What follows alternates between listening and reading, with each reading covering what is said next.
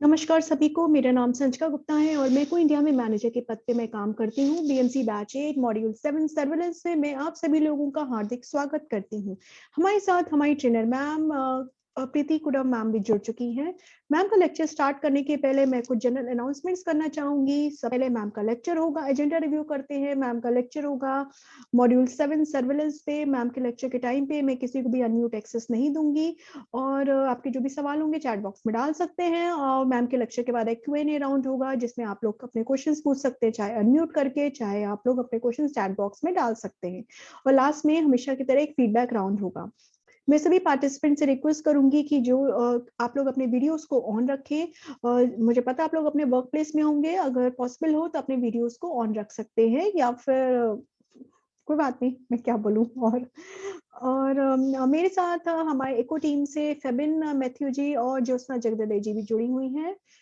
और वो पार्टिसिपेंट्स जो कि ओप्पो, वीवो, लिनोवो या किसी नंबर से दिखाई दे रहे हैं, प्लीज अपने आप को रीनेम करें। मैंने हमेशा बताया रीनेम करने का तरीका। आप अपने जूम पे, आप जहाँ पे अपने आप को देख रहे हैं, अपने डिवाइस पे, अपने मोबाइल पे, लैपटॉप पे या टैबलेट फोन या जिस पे भी आप कर रहे हैं, तो उसमें 3 ब्लू डॉट्स होगा, वहां पे राइट साइड कॉर्नर पे उस पर क्लिक करें और वहां पे लास्ट में ऑप्शन है रीनेम का ऑप्शन, अपना शुभ नाम वहां लिखें।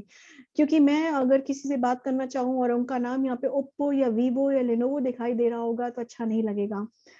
और मैं आपसे भी इस मीटिंग में 266 पार्टिसिपेंट्स हैं, मैं अपनी टीम मेंबर्स को हर निकाल दूं तो बाकी अगर 260 भी समझते हैं तो मैं सबके नाम मुझे बिल्कुल याद नहीं है, सच यही बोल सकती हूँ। तो ये ध्यान रखें, आप लोग बीएमसी बैच 8 में हैं और आप लोग सारे लेक्चर्स बीएमसी बैच 8 में ही अटेंड करेंगे और आप लोग अपने बैचेस जंप नहीं करेंगे, ठीक है। बैच 8 में है, उसी में ये लेक्चर्स अटेंड करने हैं। Now I would like to introduce our trainer, ma'am Preeti Kudav ma'am. Praveen Kudav ji is the vice principal at the LTMG hospital.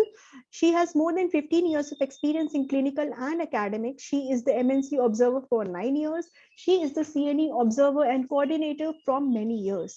She has organized workshop on disaster management for BMC and TOT of MDS CS on HIV AIDS. A very warm welcome to you, ma'am. Your voice is clear, video is clear. Yes, ma'am. I have given you unmute access. Oh, sorry, I have given you the screen sharing access. Please go ahead, ma'am. Yes. हे lecture जे आहे, अगोदरच्या लेक्चरमध्ये तुम्ही infection कोणत्या प्रकारच्या पेशंटला होऊ शकतात हे आपलं झालेलं आहे, बरोबर ना. परवाच आपलं लेक्चर झालेलं आहे आणि त्या लेक्चरनुसार आता हे पुढचं सेशन आपलं चालू होणार आहे. तर त्या लेक्चरमध्ये आपण काय म्हटलं, कुठले इन्फेक्शन होऊ शकतात, तर युरिन ट्रॅक इन्फेक्शन सांगितलेले आहेत, सिस्टमिक इन्फेक्शन सांगितलेले आहेत, व्हेंटिलेटर असोसिएटेड इन्फेक्शन, म्हणजे हे जे सगळे इन्फेक्शनबद्दल आपल्याला माहिती मिळालेली आहे in module 6. Now this is the lecture, this is module 7, it's on surveillance. So we start the lecture. Before starting lecture let me share the screen. आणि मला अजून काही गोष्टी तुम्हाला सांगायच्या आहेत की तुम्ही जेव्हा हे लेक्चर चालू होणार आता, तर हे लेक्चर कंटिन्युअस व्यवस्थित ऐकायचं आहे. आणि लेक्चर चालू असताना म्हणजे मध्येच आपलं करायचं म्हणून लेक्चर तुम्ही हे म्हणजे करू नका. ते सगळं लेक्चर तुम्ही व्यवस्थित ऐका आणि हे लेक्चर शेवटपर्यंत ऐका. ऑलरेडी तुमचे 6 झालेले आहेत मॉड्यूल्स, हा 7वा आहे. आणि हे लेक्चर जे आहे त्या लेक्चरमध्ये जी माहिती आहे, whatever you are getting the information, you have to implement this information while working on your workplace. लक्षात आलं. तेव्हा तुम्ही हे सगळं माहिती त्याचा तुम्ही उपयोग करणार आहात. आणि हे स्पेशली लेक्चर जे आहेत हे इन्फेक्शन प्रिव्हेन्शन अँड कंट्रोलवर आहे. आणि हे लेक्चर झाल्यानंतर तुम्ही ते थोडंसं म्हणजे तुम्ही आत्मसात करण्याचा प्रयत्न करा, म्हणजे ते तुम्हाला वापरायला तुमच्या डेली रुटीनमध्ये तुम्हाला it will be very easy. लक्षात आलं. तर विल स्टार्ट द लेक्चर. तर हे जे लेक्चर आहे हे आहे स्पेशली केलं आहे इको इंडियाने. It's training program on infection prevention and control practices for professional of Maharashtra state. आता म्हणजे ह्याच्यामध्येच तुम्हाला सांगितलं इको इंडियाचे जे लेक्चर आहे सर्वेलन्सवर आहे. हे मॉड्यूल नंबर 7. ऑलरेडी तुमचे 6 झालेले आहे आणि हा 7वा लेक्चर आहे. ज्या पेशंट्सने तुम्ही अगोदरचे लेक्चर जे अटेंड केले तशाच पेशंट्सने आता हे लेक्चर अटेंड करा. आणि हे लेक्चर झाल्यानंतर तुमचे काही डाऊट्स असतील तर तुम्ही ते विचारा. पण हे लेक्चर अटेंड करणं महत्वाचं आहे, त्याच्याशिवाय काही डाऊट्स येणार नाही. अभ्यास केला तर डाऊट्स असतात, नाहीतर डाऊट्स काहीच नसतात. म्हणून हे नीट लेक्चर सगळ्यांनी ऐकायचं आहे, ही सगळ्यांना रिक्वेस्ट आहे. तर आता आपण हे लेक्चर कंटिन्यू करूया. हे मॉड्यूल जे आहे हे इको इंडियाने केलेलं आहे. For the purpose of training the health care professional in infection prevention and control and is intended for training of nurses of Maharashtra only. This information provided in the module and presentation are taken from credit sources. आणि हे जे lecture आहे acknowledge केलेले MOHFW, ICMR, NCDC, WHO and CDC. आणि specially thankful to doctor Pawan Kumar, doctor Sanjeev Singh आणि doctor Vijay Negle for providing this content of same this modules. आणि हे याच्यासाठी स्पेशली आणि तुम्हाला मी थँकफुल मी कळेन की डॉक्टर पवन कुमारना, की त्यांच्यामुळे आम्ही हे लेक्चर तुमच्या पुढे प्रेझेंट करत आहोत. तर आता आपण लेक्चर कंटिन्यू करूया. तर आपण बघूया फर्स्ट ऑब्जेक्टिव्ह. म्हणजे हे लेक्चर तुम्ही केल्यानंतर तुमचं ऑब्जेक्टिव्ह काय काय फुलफिल झालं पाहिजे. तर टोटल आहे 4. म्हणजे हे जे ऑब्जेक्टिव्ह आहे त्याच्यात तुम्हाला कळणार, ह्या लेक्चर नंतर participant will be able to understand types of surveillance cycle आणि आउटब्रेक आयडेंटिफिकेशन. म्हणजे काय टाइप्स ऑफ सर्वेलन्स मीन्स तुमची ही जी आहे निगराणी, ज्याला मराठीत म्हटलं तर त्याचे प्रकार बघणार, त्याचं चक्र बघणार, आणि आउटब्रेक म्हणजे त्याचा उद्रेक कसा ओळखायचा हे तुम्ही बघणार. Will start first definition of surveillance. तर डेफिनेशन काय आहे तर सर्वेलन्स म्हणजे काय. It is a systematic collection. Systematic collection म्हणजे काय, नियोजन करून जे कलेक्ट केलेली माहिती असते ती, त्याच्यानंतर त्याचं ॲनालिसिस, त्याच्यानंतर interpretation of healthcare data essential to planning, implementation, evaluation and timely dissemination of the data to the relevant stakeholders. म्हणजे काय, ही जी निगराणी ह्याचं नियोजन करायचं आहे, व्यवस्थित सिस्टमॅटिकली डाटा हा कलेक्ट करायचा आहे, त्याची अंमलबजावणी करायची, याचं मूल्यमापन करायचं आहे, आणि संबंधित जे काय म्हणजे संबंधित जे हेल्थकेअर आहे हे त्यांनी जे कलेक्ट केलेला जो डाटा आहे तपशील वेळेवर प्रसारित करण्यासाठी आवश्यक असलेल्या आरोग्य सेवा तपशिलाचा पद्धतशीर संग्रह करायचं आणि त्याचं विश्लेषण करायचं. हीच व्याख्या आहे. सर्वेलन्स मीन्स काय सांगितलं, निगराणी. ओके. डाटा कलेक्ट केल्याशिवाय तुम्हाला ते सर्वेलन्स केल्याशिवाय तुम्हाला पुढच्या स्टेपला तुम्ही जाऊच शकत नाही. तर ते कसं करायचं तर आहे ह्याचं ऑब्जेक्टिव्ह. फर्स्ट आहे establish endemic or baseline rate of infection. म्हणजे तुम्हाला त्याचा आधारभूत दर निश्चित करायचं आहे. बेसलाईन रेट म्हणजे आता जो कलेक्ट केलेला त्याचा डाटा जो आहे त्याचा आधारभूत दर निश्चित करायचा आहे. Second, compare healthcare associated infection rates HAI, healthcare associated infection rates within or between healthcare facilities. म्हणजे हा जो डाटा आहे त्याचा तुम्ही काय करणार, सुविधांतर्गत HAI दराची तुलना करायची आहे. त्याच्यानंतर तिसरं आहे engage critical team to adopt best practices. म्हणजे तुम्हाला हा जो डाटा आहे ह्याचं हे जे आहे तो तुम्ही प्रॅक्टिसेसमध्ये आणणार आहात. तो पण कसा आणणार तर introduce evidence based and cost effective interventions to reduce healthcare associated infection. म्हणजे हा जो HAI जो इन्फेक्शन म्हणजे हेल्थकेअर असोसिएटेड जे इन्फेक्शन आहे ह्याचं कमी करण्यासाठी तुम्ही काय करणार, पुरावा आधारित आणि खर्च प्रभावी हस्तक्षेप करायचा. म्हणजे कसं कॉस्ट इफेक्टिव्ह, कसं त्याचं म्हणजे खर्च कमी करता येईल. म्हणजे आता पेशंट ॲडमिट झाले एका कारणासाठी आणि प्रॉब्लेम घेऊन जातो हॉस्पिटल असोसिएटेड इन्फेक्शनमुळे. तर तो साधारण होतो, इन्फेक्शन होतं साधारण की 48 तासानंतर पेशंट ॲडमिट झाल्यानंतर जे हॉस्पिटलमध्ये स्टे राहिल्यामुळे जे इन्फेक्शन झालेलं आहे म्हणजे प्रॉपर इन्फेक्शन कंट्रोल झालेलं नाही, ह्याच्यामुळे जो इन्फेक्शनचा रेट म्हणजे एक प्रॉब्लेम आहे आणि हा दुसरा तयार झाला आहे. तर तो खर्च आपल्याला वाचवायचा आहे, हॉस्पिटल स्टे कमी करायचा आहे आणि खर्च पण हा वाचवायचा आहे. त्याच्यानंतर आयडेंटिफाय अँड कंट्रोल आउटब्रेक. म्हणजे हा जो आहे उद्रेक जो आहे हा आपल्याला पहिलं म्हणजे ओळखायचा आहे आणि तो नंतर नियंत्रित करायचा आहे. त्याच्यानंतर आहे identify priority areas to allocate resources. म्हणजे तुम्हाला हे संशोधनाचे वाटप करण्यासाठी प्राधान्य क्षेत्र म्हणजे जिथे तुम्हाला जमेल तिथे तिथे जे तुमच्या लक्षात येते की इथे होऊ शकतं इन्फेक्शन आणि ते तुम्हाला कंट्रोल करायचं आहे आणि तुम्ही इन्फेक्शन ते म्हणजे अवॉइड करण्यासाठी जेवढं काही करता येईल आणि कुठले रिसोर्सेस यूज करता येईल म्हणजे खर्च पण कमी होईल ह्या गोष्टीचा तुम्ही काय करणार आहात विचार करणार आहात झालं. त्याच्याबरोबर अजून ऑब्जेक्टिव्ह आहे monitor and identify spread of infection म्हणजे तुम्हाला काय करायचं ह्या प्रसाराचं परीक्षण करायचं आहे आणि ते ओळखायचं आहे. त्याच्यानंतर observe practices related to infection control and their efficiency म्हणजे संसर्ग नियंत्रण करायचं आहे त्याच्या कार्यक्षमतेशी संबंधित पद्धतीचं काय करायचं तुम्हाला निरीक्षण करायचं आहे.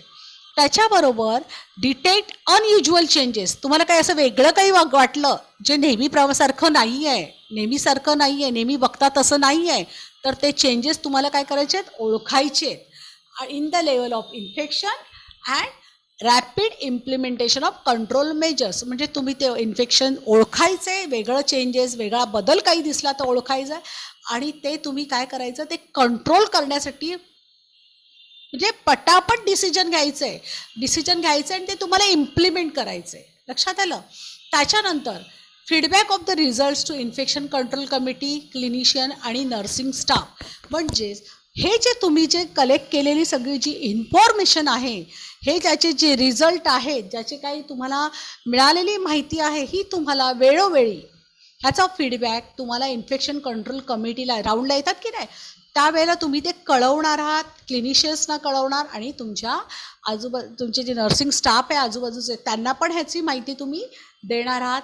म्हणजे काय होईल हा फीडबॅक दिल्यामुळे तुमचा अभिप्राय दिल्यामुळे काय होणार आणि हेल्थकेअर सिस्टीममध्ये इन्फेक्शन प्रिव्हेन्शन आणि कंट्रोल करणं काय होईल सोपं जाईल ह्याच्यासाठी हे गरज आहे.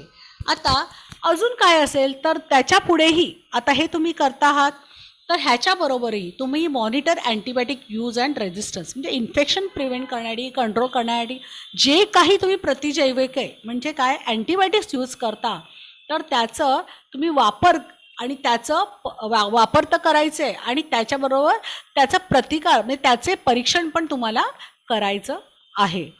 त्याच्यानंतर evaluate success of the ICB intervention म्हणजे तुम्ही हे इन्फेक्शन कंट्रोल प्रॅक्टिसेस जे आहे हे जे तुम्ही इंटरव्हेन्शन केले आहेत त्याचा सक्सेस किती आहे त्याचं तुम्ही मूल्यमापन करणार म्हणजे जे तुम्ही करता ती केअर बरोबर आहे का त्याला अजून काही गरज आहे का म्हणजे हे सगळं तुम्ही काय करणार इव्हॅल्युएट करणार झालं.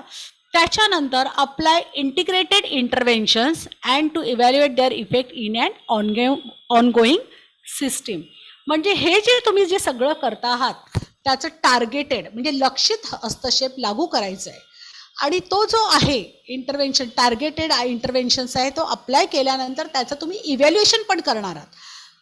कसलं इव्हॅल्युएशन करणार तर त्याचा इफेक्ट इन ऑनगोईंग सिस्टीम झालं.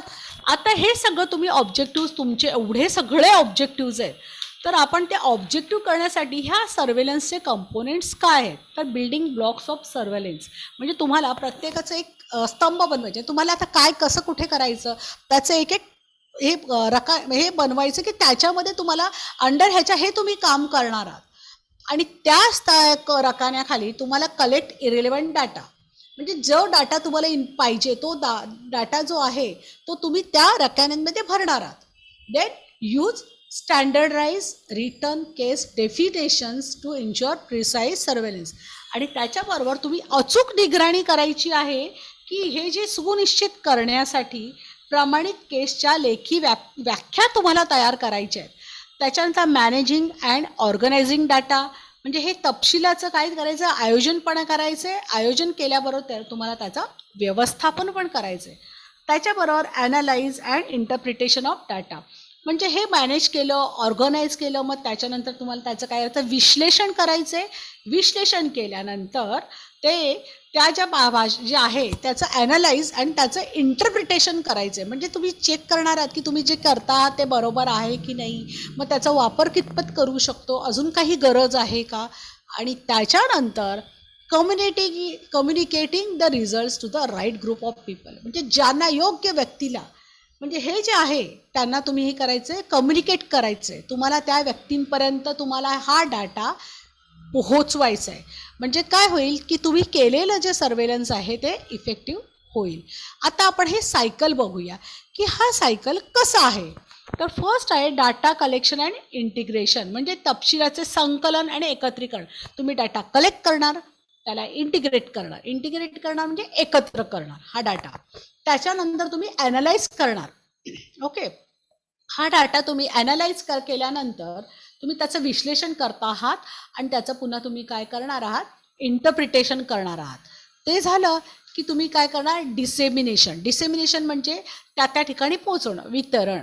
त्याच्यानंतर तो जो पोचवलेला डाटा आहे त्याचं काय करणार, मग त्याच्यामध्ये तुम्ही काय काय चेंजेस करणार आहात ते इम्प्लिमेंट करणार आहात. आता इम्प्लिमेंट करताना इम्प्लिमेंट म्हणजे काय करणार, तुम्हाला जी डाटा जे कलेक्ट केलेलं आहे त्याच्यामध्ये जी काय ॲक्शन पाहिजे आहे त्याची इथे तुम्ही काय करणार, अंमलबजावणी करणार. आणि ही अंमलबजावणी केल्यानंतर मग तुम्ही बघणार की मी केलेलं जे काम आहे, मी जे कलेक्ट केलेली माहिती आहे त्याच्यामध्ये काही इम्प्रूव्हमेंट आणण्याचा प्रयत्न केलेला आहे, तर त्याचं ते बरोबर आहे का, त्याच्यामध्ये काही गरज आहे का, ह्याचं तुम्ही काय करणार, इव्हॅल्युएशन म्हणजे काय करणार, मूल्यमापन. आता मूल्यमापन केलं की त्याच्यानंतर हे सर्कल आहे की त्याच्यामध्ये काही त्रुटी लागल्या, मग त्या त्रुटी पुन्हा गोळा करणं, डाटा कलेक्शन, इंटिग्रेशन, म्हणजे हे सर्कल काय आहे, पुन्हा ते रिसर्कल होतं. म्हणजे पुन्हा तुम्हाला ही फेज जर त्याच्यामध्ये काही कमी मिळालं तर तुम्हाला पुन्हा ही फेज काय करायची, पुन्हा कंटिन्युएशनमध्ये जाणार. म्हणजे ही तुमची सर्वेलन्स सायकल झालं. आत्ता आपण बघणार आहोत टाईप्स ऑफ सर्वेलन्स. दरवेळेला कलेक्ट केलेला डाटा हा फ्रेश असतोच असं नाही. तर तुम्हाला काय करायचं आहे, पहिले जे डाटा जो कलेक्ट करणार आहात तो पहिला आहे तो ॲक्टिव्ह सर्वेलन्स, म्हणजे ज्याला म्हटलं जातं प्रॉस्पेक्टिव्ह. क्लिनिकल लॅबोरेटरी क्रायटेरिया मोर ॲक्युरेट इन्फेक्शन रेट्स, म्हणजे हा डाटा जो आहे हा तुम्हाला तुमच्या समोर आहे. तुमच्या समोर जे क्लिनिकल आहे, लॅबोरेटरी डिटेल्स आहेत, हे जे म्हणजे त्याचे जे रिझल्ट आहे ते तुमच्या डोळ्यासमोर आहेत. तर ते प्रॉस्पेक्टिव्ह, हा ॲक्टिव्ह सर्वेलन्स, बरोबर, हा ॲक्टिव्ह आहे. आणि दुसरा आहे तो पॅसिव्ह सर्वेलन्स, त्याला म्हटलं तर रेट्रोस्पेक्टिव्ह, म्हणजे अगोदरचे जे रेकॉर्ड्स असतात ना, लॅबोरेटरी रेकॉर्ड्स वगैरे, तो झाला रेट्रोस्पेक्टिव्ह.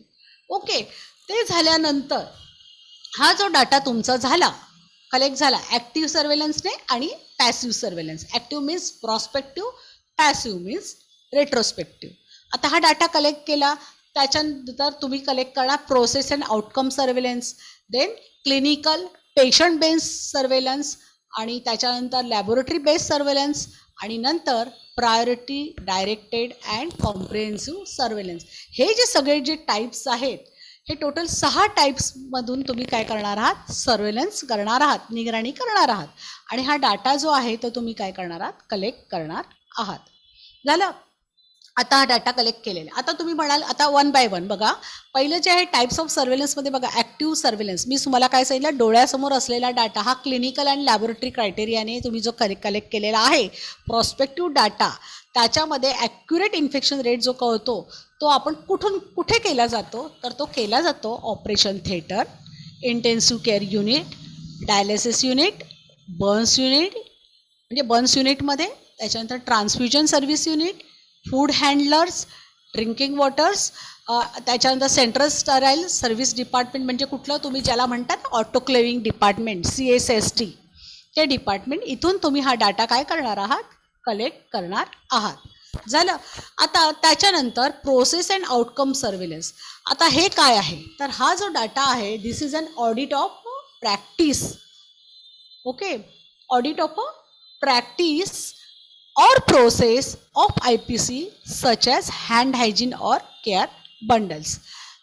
ते हे म्हणजे काय आहे की तुम्ही हाताची स्वच्छता आणि खबरदारी किती घेतलेली आहे ते पण तुम्ही ते बघणार आहात, ह्याचं ऑडिट करणार आहात.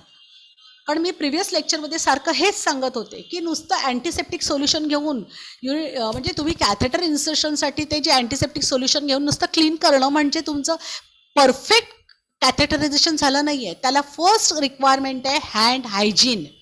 ॲटलिस्ट 3 मिनटं तरी करा.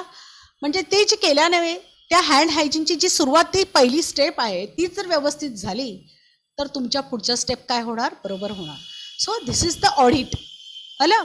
सेकंड आहे outcome surveillance aims to detect and HAI event such as, म्हणजे तुम्ही हे जे आहे BSI अँड UTI एक्सेट्रा, म्हणजे हे जे आहे तुमचं जे सर्वेलन्स जे झालेलं आहे त्याच्यामध्ये तुम्हाला हेल्थकेअर असोसिएटेड इन्फेक्शन कुठे कुठे होऊ शकतात, म्हणजे युरिन ट्रॅक इन्फेक्शन म्हणा, म्हणजे जिथे जिथे तुम्ही केअर देणार आहात तिथे तिथे तुम्ही हे सर्वेलन्स करायचं आहे आणि तिथे तुम्ही हे हेल्थकेअर असोसिएटेड इन्फेक्शन काय होऊ शकतात हे तुम्ही बघायचं. आणि त्याच्यासाठी जे ऑडिट करणार आहात त्याच्यामध्ये पहिलं आहे हँड हायजीन, आणि तुम्ही काय केअर देणार आहात केअर बंडल ती सगळी ह्याच्यामध्ये येते. झालं. त्याच्यानंतर प्रोसेस सर्वेलन्स म्हणजे तुम्ही जेव्हा करायला जातात practices to be monitor include the following, म्हणजे आता ह्याच्यामध्ये काय काय येतं त्याच्यामध्ये तुम्हाला पहिलं मी सांगितलं हँड हायजीन, दुसरं युरिनरी कॅथेटर इन्सर्जन, तेव्हा तुम्ही काय काळजी घेता, कसं इन्सर्ट करता, कसं तुम्ही PPE किट म्हणजे तुम्ही घालता, तुम्ही ड्रेपिंग कसं करता, आणि जे सर्जिकल असेप्सिसच्या ज्या प्रिन्सिपल्स आहेत त्या कशा फॉलो करता, हे सगळं इथे आलं. त्याच्याबरोबर मल्टीडोज वायर्स जे यूज करता त्याचा इथे तुम्ही काय करणार सर्वेलन्स करणार आहात. त्याच्याबरोबर तुम्ही अजून कुठे कुठे करता तर safe injection practice, okay, preparation of surgical incision site, म्हणजे तुम्हाला माहिती आहे सर्जिकल इन्सिजन साईट प्रिपरेशन करताना त्याला स्क्रबिंग वगैरे केलं जातं की नाही, हां, ती साईट प्रिपेअर करता तुम्ही, ती कशी करता प्रिपेअर. त्याच्यानंतर इन्सर्शन ऑफ वॅस्क्युलर कॅथेटर, तुम्ही जे IVR जे इन्सर्ट करता की नाही, म्हणजे जुगुलर म्हणा सबक्लेविन म्हणा, ते पण ती साईट ती कसं तिकडे तुम्ही कसं कॅथेटर कसं ते इन्सर्ट केलं जातं. आणि एवढं सगळं झाल्यानंतर तुम्ही केलं आहे सगळं, पण जे वेस्ट कलेक्ट झालेलं आहे त्याचं सेग्रिगेशन कसं करता, म्हणजे ती जे कलेक्ट झालेलं वेस्ट आहे yellow bag, red bag, black bag, white bag, blue bag, म्हणजे ह्या सगळ्या बॅगमध्ये त्या ठिकाणी कसं सेग्रिगेशन करता. त्याच्याबरोबर हँडलिंग ऑफ शार्प्स, म्हणजे शार्प्स इन्स्ट्रुमेंट असतात ते कसे डिस्कार्ड केले जातात, कसं त्याचं क्लिनिंग होतं, हे सगळं तुम्हाला काय करायचं इथे प्रोसेस ऑफ सर्वेलन्समध्ये बघायचं आहे. आता त्याच्यानंतर एवढं सगळं झालं की तुम्ही काय आला तुमचं आउटकम. आता आउटकम म्हणजे एवढं केलंय ना, आता मग त्याचा आउटकम तर बघायला पाहिजे. तर तुम्ही चेक करणार कुठे तर सर्जिकल साईट, आता जिथे प्रिपेअर करणार तिथे सर्जिकल साईट इन्फेक्शन झालंय का, युरिन ट्रॅक इन्फेक्शन झालंय का, हे सगळं आपण प्रिव्हियस लेक्चरमध्ये केलेलं आहे ना. रेस्पिरेटरी इन्फेक्शन झालंय का, ब्लड स्ट्रीम इन्फेक्शन झालंय का पेशंटला, गॅस्ट्रोइंटेस्टाइनल इन्फेक्शन झालंय का, याच्यापैकी कुठलं इन्फेक्शन झालेलं आहे हे तुम्ही काय करणार आहात चेक करणार आहात. ओके, आता हे झालं. त्याच्यानंतर क्लिनिकल पेशंट बेस्ड सर्वेलन्स म्हणजे काय, तुम्ही this involve counting of HAIs, assessing risk factors and monitoring patient care procedure and practices for adherence to the principle of infection prevention and control. म्हणजे तुम्ही हे सगळं जे करता आहात तर ह्याच्यामध्ये त्यात HAI मोजणी, ओके, हेल्थकेअर असोसिएटेड इन्फेक्शन मोजणी करणार आहात, काउंट करणार आहात, त्याच्यानंतर रिस्क फॅक्टर बघणार आहात, त्याच्यानंतर तुम्ही मॉनिटर करणार आहात तुम्ही जी पेशंटला केअर प्रोसिजर दिली आहे ती बरोबर दिलेली आहे का, त्याचं आणि ते प्रॅक्टिस जे काही प्रोटोकॉल दिलेले आहेत, प्रिन्सिपल्स दिलेले आहेत सर्जिकल असेप्सिसचे, ते तुम्ही फॉलो केले आहेत का ते तुम्ही इथे काय करणार आहात चेक करणार आहात. This also requires ward rounds and discussion, म्हणजे नुसतं आपल्याला बघणार आहात करणार आहात असं नाही, ह्याच्यासाठी वॉर्ड राऊंड लागतो, म्हणजे तुम्ही तुमचं रुटीन कामं तुम्हाला करायची आहेत आणि त्याच्याबरोबर तुम्हाला काही वेगळं असं दिसलं किंवा तुम्हाला काही त्याच्यामध्ये इम्प्रूव्हमेंट करायची वाटली ह्याच्याबद्दल तुम्ही डिस्कस करणार कुठे कोणाबरोबर तर इतर केअर गिवर्स आहेत ना त्यांच्याबरोबर. So it requires ward rounds and discussion with care givers. लक्षात आलं. आता हे झाल्यानंतर हे झालं तुमचं. आता अजून काय इन्फॉर्मेशन तुम्ही कलेक्ट करणार आहात. ओके, तर ती इन्फॉर्मेशन आहे मायक्रोबायोलॉजी लॅबोरेटरी सर्वेलन्स. तुम्ही बघा तुमचे सॅम्पल्स असतात की नाही, तुम्ही कलेक्ट करता ना ब्लड सॅम्पल, युरिन सॅम्पल, जे काही सॅम्पल ते तुम्ही कल्चर अँड सेन्सिटिव्हिटीला पाठवता. ओके, आता ते जे सॅम्पल्स आहेत ते लॅबोरेटरी रेकॉर्ड्स बघायचे तुम्ही of culture and antibiotic sensitivity results determines rates and identify outbreak. आणि त्याच्यानंतर त्याचा आउटब्रेक तुम्ही काय करणार, चेक करणार. म्हणजे तुमचे जे रिपोर्ट्स तुम्ही जे पाठवले आहेत, culture and sensitivity report, culture जे आहेत ते तुम्ही काय करणार, जो ऑर्गॅनिझम आलेला आहे आणि ते सेन्सिटिव्हिटी अँटीबायोटिक जे आहे ते काय करणार तुम्ही चेक करणार आहात. झालं, आता इथपर्यंत झालं. आता त्याच्यानंतर तुम्ही काय करणार, तर फीडबॅक फॉर अँटीबायोटिक पॉलिसी. मग त्याच्यानंतर हे जे तुम्ही जे रिपोर्ट तुम्ही अँटीबायोटिक्स तुमच्या पेशंटला ॲडवाईस केले जातात, ते दिले जातात, मग त्या अँटीबायोटिक्सचा किती उपयोग झालेला आहे हे पण तुम्ही चेक करणार आहात. And can be use in diagnosing UTI, BSI and MDRO surveillance. Okay, म्हणजे हे तुमचे जे आहेत रिपोर्ट्स जे आहेत ते तुम्ही काय करणार आहात, त्याचा उपयोग तुम्हाला हे सगळं डायग्नोस करण्यासाठी काय करणार आहात, वापर करणार आहात. ओके, आता हे झालं तुमची तुम्ही देत असलेली केअर. त्याच्याबरोबर हे जे रिपोर्ट्स लक्षात ठेवायचं, lab reports alone can not be relied. दरवेळेला लॅबचे रिपोर्ट त्याच्यावरच विश्वास ठेवून कामं करायचं नाही. तर त्यात समटाईम्स कधी कधी काय होऊ शकतं, स्पेसिफन्स आर नॉट ॲप्रोप्रिएट. मी सांगते ह्याचं तुम्हाला की काय कारण आहे. Some pathogens are difficult to isolate. Isolation of organism may represent colonisation not infection. लक्षात आलं.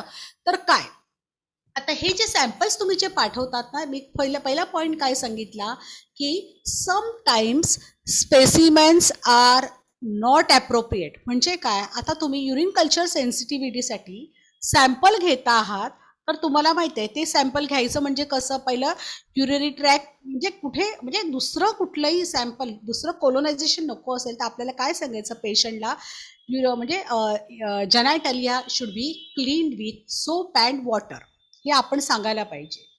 कधी कधी ते नाही सांगितलं जात. आणि त्याच्यानंतर तुम्ही त्या पेशंटला काय सांगणार आहात की कलेक्ट करताना जे सॅम्पल तुम्ही जे कलेक्ट करता आहात, तर ते sample it should B mid stream urine. Mid stream urine म्हणजे जेनायटल एरिया क्लीन केल्यानंतर अर्ली मॉर्निंग जेव्हा तुम्ही सॅम्पल घेता त्या पेशंटला सांगायचं जेनायटल एरिया क्लीन करायचं. जर पेशंट नॉट म्हणजे ते तुम्हाला असेच करायचं आहे, त्याच्यानंतर पेशंटला काय सांगायचं, ते क्लीन झाल्यानंतर ते पण सोप अँड वॉटरने, त्याच्यानंतर थोडी युरिन त्याला ड्रेन करायला सांगायची. ओके, त्याच्यानंतरची युरिन घ्यायची आणि शेवटची युरिन पण घ्यायची नाही. म्हणजे युरिन कुठली घ्यायची, मिड स्ट्रीम मधलीच युरिन घ्यायची. ओके, सपोज हे असं झालेलं नसेल तर काय होऊ शकतं, तर ते जे ऑर्गॅनिझम आपण जे कलेक्ट करणार आहोत, सॅम्पल जे कलेक्ट याच्यातलं जे ऑर्गॅनिझम जे आयसोलेट व्हायला पाहिजे, तर ते नाही होणार ना. म्हणजे जे इन्फेक्शन झालेलं आहे ते न होता दुसरेच सॅम्पल तुम्हाला मिळणार. ओके, म्हणजे काय होईल, मे रिप्रेझेंट कोलोनायझेशन नॉट इन्फेक्शन. म्हणजे ज्याच्यासाठी पेशंटला प्रॉब्लेम झालेला आहे, ज्याला इन्फेक्शन झालेलं आहे, तेच सॅम्पल मिळालं नाही तर तुम्ही काय ट्रीटमेंट देणार. आणि कधी कधी काय होतं की सम pathogens are difficult to isolate. लक्षात ठेवा, कारण काही पॅथोजन्स आहे ना कधी कधी ते डिफिकल्ट असतात आयसोलेट होण्यासाठी, हे पण एक कारण होऊ शकतं. ओके, त्याच्यानंतर आपण बघणार आहोत प्रिव्हॅलन्स स्टडी. म्हणजे स्टडी कसा केला जातो. It is a cross sectional study. Okay, helps in prevalence rate of infections. It's easy, prompt, low cost. म्हणजे हा जो क्रॉस सेक्शनल स्टडी आहे, ह्याचं जे म्हणजे तुम्ही बघाल ना, तर prevalence helps in prevalence rate of infection, म्हणजे व्याप्तीच्या म्हणजे संक्रमणाच्या व्याप्तीच्या दरात ह्याची मदत होते. आणि इझी, सोपं आहे, त्वरित आहे आणि कमी खर्चिक आहे हा प्रिव्हॅलन्स स्टडी. त्याच्याबरोबर useful in evaluating all kinds of infection in patients in all kinds of wards. म्हणजे तुम्ही कुठेही ह्याचं हे स्टडी इव्हॅल्युएशन करू शकता. झालं. त्याच्यानंतर help in understanding trends in a hospital or over a period.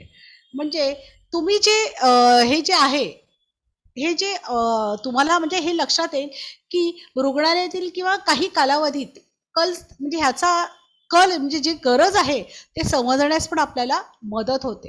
हे सगळे फायदे कसले आहेत, तर हे प्रिव्हॅलन्स स्टडीचे. आता बघूया इन्सिडेंस स्टडी. इन्सिडेंस म्हणजे काय, त्यावेळेला, तर त्यावेळेला म्हणजे हा झाला longitudinal study, flat area longitudinal.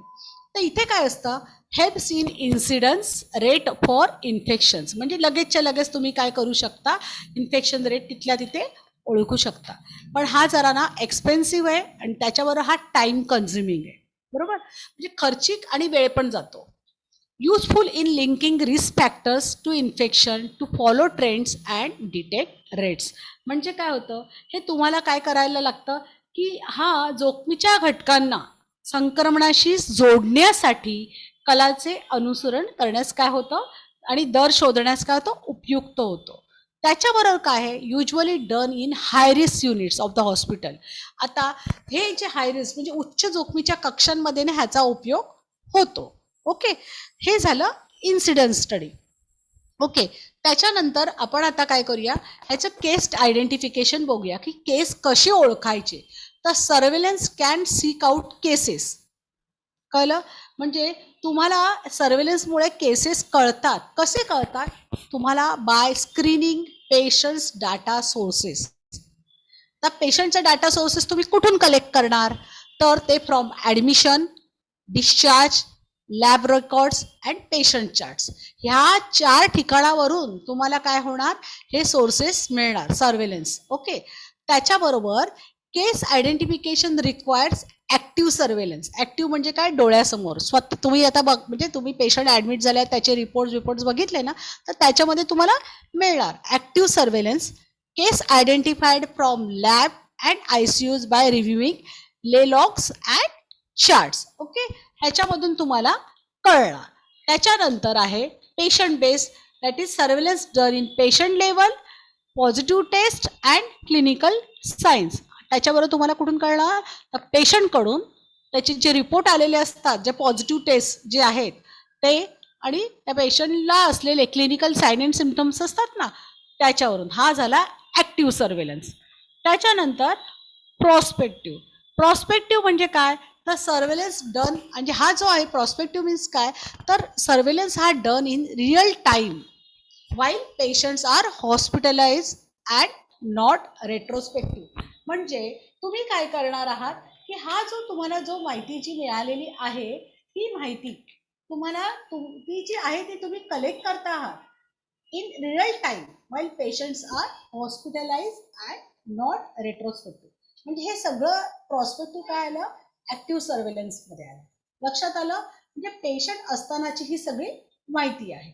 आता केस रिपोर्टिंग तुम्ही कसं करणार, तर case reporting inclusion criteria for reporting of cases are, त्याची डेफिनेशन बनवली आहे, meets the HAI case definition. तर काय आहे, तुम्हाला मी काय सांगितलं, हेल्थकेअर असोसिएटेड इन्फेक्शन जे होतात ते कधी होतात, तर ते झालेले असतात पेशंट ॲडमिट झाल्यानंतर 2 दिवस, म्हणजे काय 48 तासानंतर होतात फ्रॉम हॉस्पिटल ॲडमिशन. लक्षात आलं, मोर दॅन 2 days झालेले आहेत पेशंटला, with date of admission as day 1. आज पेशंट ॲडमिट झालं आहे, उद्याचा दुसरा दिवस. समजा आज पेशंट ॲडमिट झाला, उद्या दुसरा दिवस, त्याच्यानंतर तिसऱ्या दिवशीपासून जर इन्फेक्शन झालं तर that is called healthcare associated infection. Okay, आता हे जे इन्फेक्शन आहेत ते झाले हेल्थकेअर असोसिएटेड इन्फेक्शन झाले, मोर दॅन 2 days पेशंटला हॉस्पिटल स्टे झाल्यानंतर झालेलं इन्फेक्शन आहे, आणि this is called healthcare associated infection from surveillance unit admission with date of surveillance unit admission as day 1 and date of event does not occur within the event time frame of a previously identified healthcare associated infection. म्हणजे काय की patient admit झाल्यानंतर 2 दिवसानंतर, म्हणजे 48 तासानंतर असे जे patient admit झालेले आहे त्यांचंच तुम्ही काय करणार, इन्फेक्शन चेक करणार आहात. आणि हा झाला तुमचा इन्फेक्शन. आता ही केस रिपोर्टिंग पहिली झाली. दुसरी गोष्ट एक सांगण्यासारखी की तुम्ही दरवेळेला असा विचार नका करू, पेशंट गेल्या वेळेला ॲडमिट झालेला आहे, गेल्या आठवड्यात किंवा गेल्या महिन्यात ॲडमिट झालेले, तर ते जे इन्फेक्शन झालेलं आहे ते तुम्ही ते पकडणार नाही. म्हणजे त्याच्यासाठी date of event does not occur within the event time frame of previously identify healthcare associated infection. म्हणजे तेव्हाचं जे इन्फेक्शन जे झालेलं आहे ना, आयडेंटिफाय झालेलं, ते तुम्ही इथे पकडणार नाही आहात. ओके, तर हे प्रेझेंट सिच्युएशनमध्ये 2 दिवस झालेले आहेत. त्याच्यानंतर standard case reporting form should be completed and submitted was the case is reported.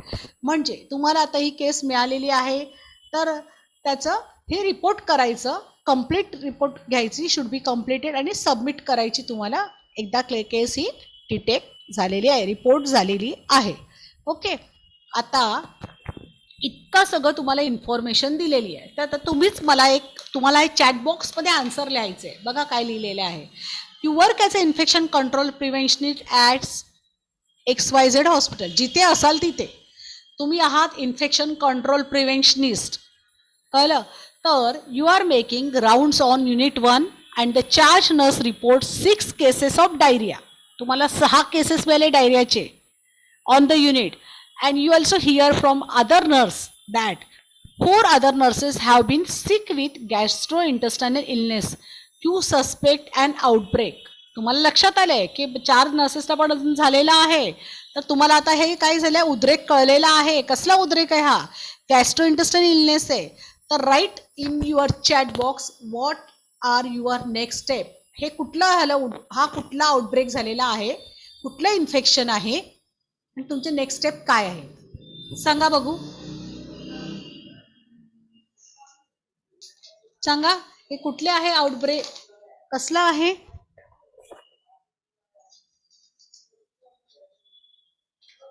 Chatbox मध्ये तुम्ही आन्सर लिहू शकता आणि मी पण आता चॅटबॉक्स मध्ये चेक करते की हे कसलं इन्फेक्शन आहे.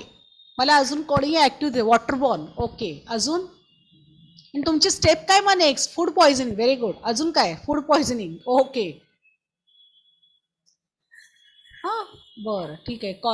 कॉलराचे केसेस तुम्हाला कॉलरा जर असेल तर कुठली टेस्ट केली जाते? त्याच्याशिवाय कॉलरा कन्फर्म नाही होत.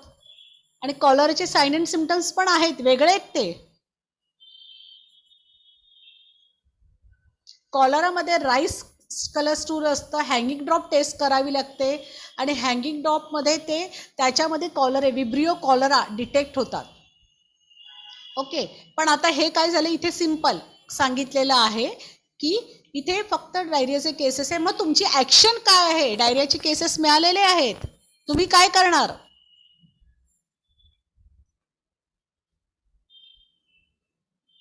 तुम्ही करणार काय? डाटा कलेक्ट करणार. ओके, पुढे IV फ्लुइड्स. Very good. पुढे अरे तुम्ही एवढं सगळं करणार आहात, तुम्ही म्हणजे ते डिटेक्ट जे झालेले आहे डायरियाचे केसेस आहेत, तर तुम्ही त्याच्यासाठी पहिले तुमची हँड हायजीन मेंटेन करा. त्याच्यात असेप्टिक टेक्निक बरोबर आहे. पेशंटला ORS नको द्यायला, oral rehydration solution. Okay, hydrate the patient. Direct IV. त्याच्या अगोदर आपली बेसिक स्टेप आहे ना ORS. Very good. चला, म्हणजे लेक्चर आहे अटेंटिव्ह. ओके, त्याच्यानंतर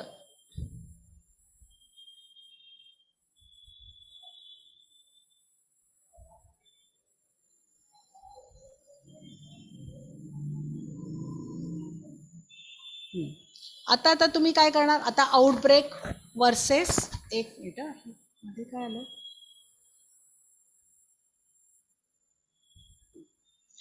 ओके. तर आता हे आउटब्रेक्स वर्सेस सुडो आउटब्रेक म्हणजे काय? आउटब्रेक म्हणजे काय हे माहिती असेल तर तुम्हाला सुडो आउटब्रेक कळेल. आउटब्रेक म्हणजे इंक्रीज इन क्लिनिकल डिसीजेस और क्लिनिकली रिलेव्हंट लॅब रिपोर्ट्स. म्हणजे तुम्हाला क्लिनिकल पेशंट कंप्लेंट करतोय, डायरिया वॉमिटिंग आहे, पेन इन ॲबडॉमन आहे, मोर दॅन 1 लूज स्टूल झालेले आहेत, त्याच्याबरोबर तुम्ही क्लिनिकल रिलेव्हंट लॅब रिपोर्ट म्हणजे तुम्ही स्टूल रुटीन मायक्रोस्कोपी करायला पाठवत आहात सॅम्पल्स, आणि त्याच्याबरोबर कल्चर सेन्सिटिव्हिटी पण करतात. हे सगळं तुम्ही करता. हे झालं आउटब्रेक. पण सुडो आउटब्रेक म्हणजे increase in reports of positive cultures without evidence of disease. म्हणजे कधी कधी असं पण होऊ शकतं की पॉझिटिव्ह कल्चर रिपोर्ट येतो पण डिसीज एव्हिडन्स ऑफ डिसीज म्हणजे ते नसतं.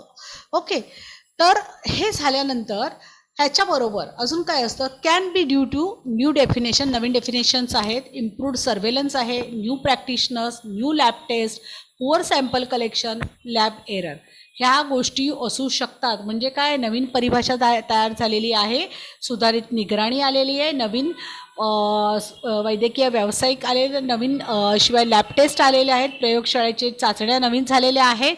त्याच्याबरोबर खराब म्हणजे पुअर सॅम्पल कलेक्शन, बरोबर तुम्ही खराब म्हणजे सॅम्पल बरोबर कलेक्ट केलेलं नाही, आणि कधी कधी काय होऊ शकतं? लॅब एरर पण असू शकतो. हे झालं. त्याच्याबरोबर तुमचं अजून काय असू शकतं तर मोड of transmission of outbreak pathogens. तर ते ट्रान्समिशनचे पॅथोजन जे आहे ती त्याची पद्धत जी आहे ती कोणती आहे. तर पहिला एक कॉमन सोर्स, सामान्य स्रोत. सेकंड आहे ह्युमन रिझर्वायर, मानवी. थर्ड आहे क्रॉस ट्रान्समिशन, म्हणजे काय क्रॉस इन्फेक्शन होतं ना एकाकडून दुसऱ्याकडे. त्याच्यानंतर एअरबॉर्न आणि नंतर आहे एन्व्हायरमेंटल. झालं. तर ह्याच्यासाठी आपल्याला पहिली आउटब्रेकची व्याख्या बघायची आहे. उद्रेक त्याला मराठीत म्हणतात break. An outbreak is defined as the occurrence of infections at a rate greater than expected within a specific geographical area and over a defined period.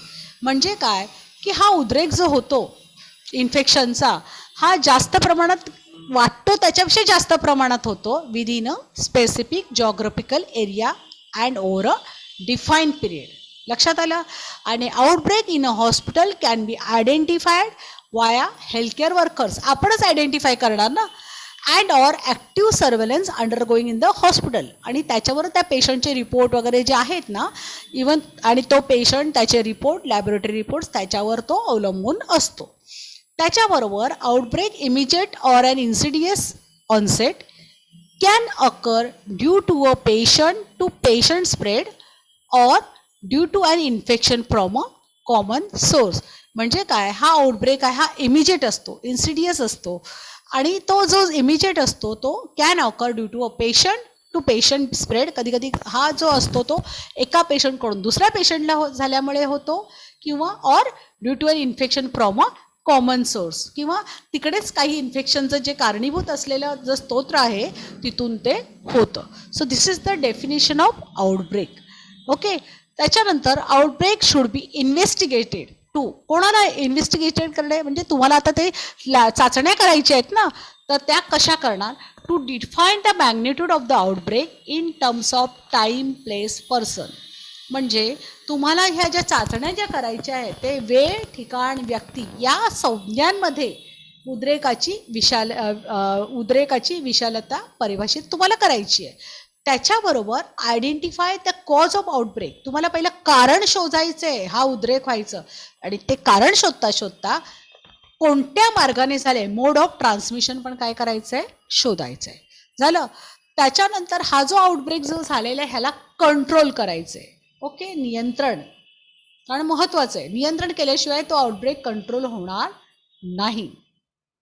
आणि त्याच्यासाठी तुम्हाला prevent similar outbreaks in the future.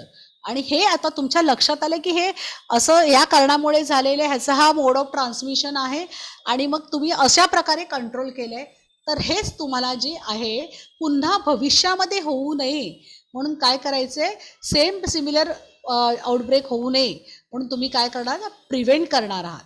आणि त्याच्यानंतर you will evaluate existing infection prevention and control strategies. त्याच्याबरोबर तुम्हाला विद्यमान जे आत्ता जो आहे एक्झिस्टिंग इन्फेक्शन जो आहे संसर्ग प्रतिबंध आहे आणि नियंत्रित धोरणांचं काय करायचं आहे तर मूल्यमापन करायचं आहे. म्हणजेच डाटा कलेक्शन ते इव्हॅल्युएशन पुन्हा डाटा कलेक्शन हे असंच आपल्याला ह्याच्यामध्ये करायचं आहे. झालं. आता काय इन्व्हेस्टिगेशन करणार आउटब्रेक लक्षात येण्यासाठी, तर तुम्हाला व्हेरिफिकेशन ऑफ डायग्नोसिस लक्षात आलं. म्हणजे तुम्हाला निष्कर्षाची पडताळणी करायची आहे. त्याच्यानंतर confirmation of the outbreak existence, म्हणजे तुम्हाला जे उद्रेकाच्या अस्तित्वाची काय करायची आहे पुष्टी करायची आहे, म्हणजे कन्फर्म करायची की हा हे आउटब्रेक आहे आता सध्या चालू. आणि हे inform key stakeholders about the investigation. आणि हेच तुम्हाला ते पुढच्या म्हणजे जिथे आहे इन्व्हेस्टिगेशन जिथे तुम्ही हे जे झाले याचा रिपोर्ट आहे हे तुम्हाला हायर ऑथॉरिटीनं काय करायचं आहे कळवायचं आहे. आणि त्याच्याबरोबर हे इन्फेक्शन जे त्याचं जे आहे ते तुम्हाला काय करायचं आहे ह्याचं केस डेफिनेशन कन्स्ट्रक्ट करायचं आहे की त्याच्यामध्ये काही चेंजेस करायचे आहेत का. आणि त्याच्यानंतर identify and count the number of cases and collect information. त्याच्याचबरोबर तुम्हाला आयडेंटिफाय करायचे आहे आणि केसेस काय करायचे ते काउंट करायचे आहेत. आणि ही इन्फॉर्मेशन सगळी काय करायची आहे ही पूर्णपणे तुम्हाला कलेक्ट करायची आहे. त्याच्यानंतर तुम्ही ही जी इन्फॉर्मेशन कलेक्ट केलेली आहे ती जी कलेक्ट केलेली information you have to examine descriptive epidemiological features of cases. तुम्हाला एक्झामिन करायचं आहे डिस्क्रिप्टिव्ह एपिडेमिओलॉजिकल फीचर्स. त्याच्यानंतर observation and review of patient care. त्याच्यानंतर हे जे कलेक्ट केलेलं आहे, ही जी निरीक्षणं जी आहे ते रुग्णांच्या काळजी ने पुनरुल्लेखन तुम्हाला करायचं आहे. त्याच्यानंतर generate hypothesis and test hypothesis. तुम्हाला हे हे जे इन्फॉर्मेशन आहे हे नमुने गोळा करायचे आहेत. Collect and test environmental samples. Then you will implement control and prevention measures. म्हणजे तुम्ही इम्प्लिमेंट करणार आहात, कंट्रोल करणार आहात आणि पुन्हा इन्फेक्शन होऊ नये म्हणून तुम्ही काय करणार आहात, प्रिव्हेंट पण करणार आहात. त्याच्यासाठी तुम्हाला फॉलोअप अँड हा जो रिझल्ट जो तुम्हाला जो काही सतत मिळतो आहे हा रिझल्ट तुम्हाला कम्युनिकेट करायचा आहे तर तुमच्या बरोबरच्या स्टाफना, पेशंटना, प्रेस आणि पब्लिक. त्याच्याशिवाय का आउटब्रेक जाणार नाही. ओके, हे झालं. त्याच्यानंतर आता हे तुम्ही करता करता तुम्ही जर म्हणाल की हे व्हेरिफिकेशन कसं करणार, तर steps in verification of the diagnosis to confirm outbreak काय आहे, तर evaluate the clues, evaluate sign and symptoms, त्याच्यात laboratory findings, duration of symptoms, suspected exposure, suspected virus, bacteria, toxin आणि हॉस्पिटल ऑनसेट. म्हणजे हे जे आहे स्टेप्स जे व्हेरिफिकेशनचे आहेत त्याचं डायग्नोसिस करण्यासाठी तुम्हाला कन्फर्म करायचं आउटब्रेक, तर त्याच्यासाठी हे सगळे क्लूज हे करायचे, सूचनेचं मूल्यमापन करायचं आहे, मूल्यमापन नाही मूल्यांकन करायचं आहे. त्याच्यानंतर तुम्ही काय करणार आहे, चिन्ह आणि लक्षणं इव्हॅल्युएट करणार आहात, लॅबोरेटरी फाइंडिंगचा डाटा बघणार आहात. त्याच्यानंतर हे जे सिम्पटम आहेत ते किती दिवस आहेत, किती काळ आहेत ते बघणार आहात. त्याच्यानंतर हा सस्पेक्टेड जो एक्सपोजर आहे तो तुम्ही फाइंड आउट करणार आहात. त्याच्याबरोबर त्याच्यामध्ये कुठले व्हायरस आहेत, बॅक्टेरिया आहेत, टॉक्सिन आहेत ते बघणार आणि सुरुवात कधीपासून झाली इथून ते आतापर्यंतचा रिपोर्ट तुम्ही काय करणार आहात, बघणार आहात. झालं. आता हे झालं. त्याच्यानंतर तुम्हाला कन्फर्मेशन ऑफ आउटब्रेक. आता कसं कन्फर्म करणार, बाय लॅब कन्फर्मिंग केसेस. म्हणजे लॅब रिपोर्ट्स येतो ना, त्याच्यानंतर त्या रिपोर्टमध्ये तुम्हाला कन्फर्म कळते की कुठलं इन्फेक्शन आहे. ओके. त्याच्यानंतर the appropriate department, personnel and hospital administration should be notified and involve. आणि मग तुम्ही ही जी इन्फॉर्मेशन आहे ॲप्रोप्रिएट डिपार्टमेंट, ते पर्सनल किंवा हॉस्पिटलचे जे ॲडमिनिस्ट्रेशन आहे त्यांना हे सगळी माहिती जी आहे, जी काही तुम्हाला आउटब्रेकची माहिती मिळालेली आहे, जे काही इन्व्हेस्टिगेशन केले आहे, पेशंट किती डाटा जो कलेक्ट केले आहे हा तुम्हाला तिकडे नोटिफाय करायचा आहे आणि त्यांना पण त्याच्यामध्ये इन्वॉल्व करायचं. म्हणजे काय होईल, हे काम करायला सुकर होईल. त्याच्यानंतर constructing a case definition include clinical criteria. म्हणजे तुम्हाला केस डेफिनेशन जर तुम्ही बघायला गेले तर त्या केस डेफिनेशन कन्स्ट्रक्ट करण्यासाठी त्याच्यामध्ये काय काय येतं, तर clinical criteria, person, place, time criteria and lab test ह्या गोष्टींची गरज आहे. भले आता आपण आता बघणार आहोत ह्याची केस डेफिनेशन बघण्यासाठी काय काय लागतं. तर त्याच्यामध्ये येतं suspected case, patient with compatible clinical symptoms but may be not all symptoms, no epidemiological link establish. म्हणजे जे काही सस्पेक्टेड केसेस आहेत विथ क्लिनिकल सिम्टम्स किंवा कधी कधी नसतात पण सिम्टम, ते तुम्ही काय करणार आहात, इन्व्हॉल्व करणार आहात. त्याच्यात त्या प्रॉबेबल केसेस, प्रॉबेबल म्हणजे ज्याला क्लिनिकल सिम्टम्स आहे आणि एपिडेमिओलॉजिकल कॉम्पॅटिबल विथ केस डेफिनेशन, पण केस डेफिनेशन आहे त्याच्यात. त्याच्यानंतर थर्ड आहे कन्फर्म केस. आता कन्फर्म केस म्हणजे काय, suspected or a probable with a positive lab test. Okay. त्याच्यानंतर ही तुम्हाला केस डेफिनेशनमध्ये ह्या 3 गोष्टींची गरज आहे. त्याच्याबरोबर अजून काय आहे, तर with cases detected gather more information about potential exposure. म्हणजे तुम्ही ही जी इन्फॉर्मेशन जी कलेक्ट केलेली आहे, ही जी इन्फॉर्मेशन आहे ती पोटेन्शियल एक्सपोजर म्हणजे तुम्ही जी इन्फॉर्मेशन कलेक्ट केलेली आहे ह्याचं काय करणार आहात, संशयित केस आहे त्याची वैद्यकीय लक्षणांसह तुम्ही काय करणार, रुग्ण परंतु कदाचित कोणताही साथीचा दुवा प्रस्थापित नाही अशांना पण त्याच्यात इन्व्हॉल्व करणार. म्हणजे काय, with cases detected gather more information about potential exposure, geographical extent and additional cases must be searched for by examining clinical and microbiological records. हे बघून तुम्ही काय करणार आहात, ही इन्फॉर्मेशन जी आहे ती वैद्यकीय माहिती सगळी संकलित करणार आणि मायक्रोबायोलॉजिकल रेकॉर्डचं तुम्ही काय करणार, ह्या सगळ्या रेकॉर्डचं तुम्ही काय करणार, परीक्षण करणार आहात, प्रकरण बघणं शोधणार आहात आणि त्याच्याबरोबर अतिरिक्त प्रकरणांचा पण काय करणार आहात, शोध घेणार आहात. ही पहिलं केस डिटेक्ट करून. त्याच्यानंतर परफॉर्म डिस्क्रिप्टिव्ह ॲनालिसिस, म्हणजे for the case to develop an epidemic curve based on place, time of occurrence, date analyse and the common features of the cases, sex, exposure to various risk factors underlying disease identify. म्हणजे काय करणार, हे साथीचं वक्र J curve जो आहे, epidemic curve आहे, शोध विकसित होण्यासाठी मदत करण्यासाठी तुम्ही घटनेची वेळ, जागा आणि विश्लेषण केल्याची तारीख, लैंगिक संबंधातील म्हणजे विविध वैशिष्ट्यांसह लैंगिक संबंध, विविध जोखीम घटकांचे संपर्क, अतिनिर्हित रोग ओळखायचा आणि यावर आधारित घटनेच्या आधारावर प्रकरणांचे वर्णनात्मक विश्लेषण करणार आहात तुम्ही. ओके, म्हणजे ह्यालाच म्हटलं जातं डिस्क्रिप्टिव्ह ॲनालिसिस. लक्षात आलं, दोन्ही प्रकार कळले, with case detected and perform descriptive analysis. झालं. त्याच्यानंतर line listing for every case, प्रत्येक केसचं हे करणार, लिस्टिंग करणार. Then patient details, place, time of occurrence, patient, त्याची जागा, त्याची कधी झालं, नंतर इन्फेक्शन डिटेल्स, कसं झालं, कोणत्या प्रमाणात झालं. Should be develop to aid in creating standardize tool, म्हणजे तुम्हाला स्टँडर्डाइज टूल तयार करायचे for proper observation and review of patient care. ह्याचा काळजीचा आढावा करणारी प्रमाणित साधनं तयार करण्यासाठी तुम्ही याला काय करायचं, सहाय्य करायचंय. झालं. त्याच्यानंतर डिस्क्रिप्टिव्ह डाटा. आता डिस्क्रिप्टिव्ह डाटा म्हणजे काय, डिटेलमध्ये.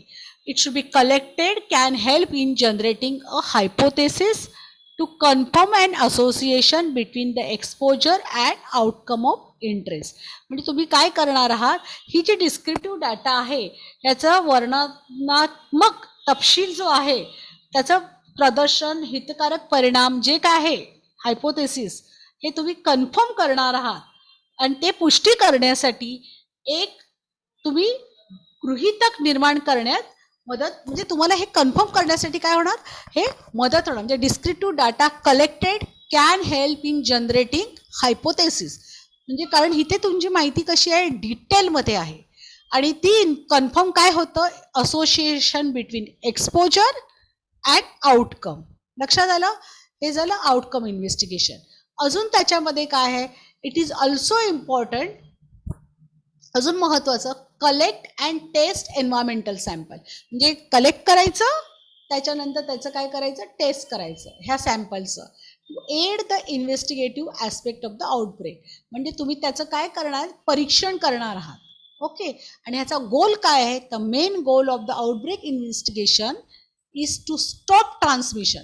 तुम्हाला इथे काय करायचं, इन्फेक्शन प्रिव्हेन्शन अँड कंट्रोल हे आहे, तर ते करण्यासाठी हा जो ट्रान्समिशन आहे, हे इन्व्हेस्टिगेशन का करायचे, की तुम्हाला कॉजच माहिती पडला की हां चला ह्याच्यामुळे होतं इन्फेक्शन, तर तुम्हाला ते इन्व्हेस्टिगेशन एवढ्यासाठी करायचं आहे, to stop transmission and implement control and prevention measures.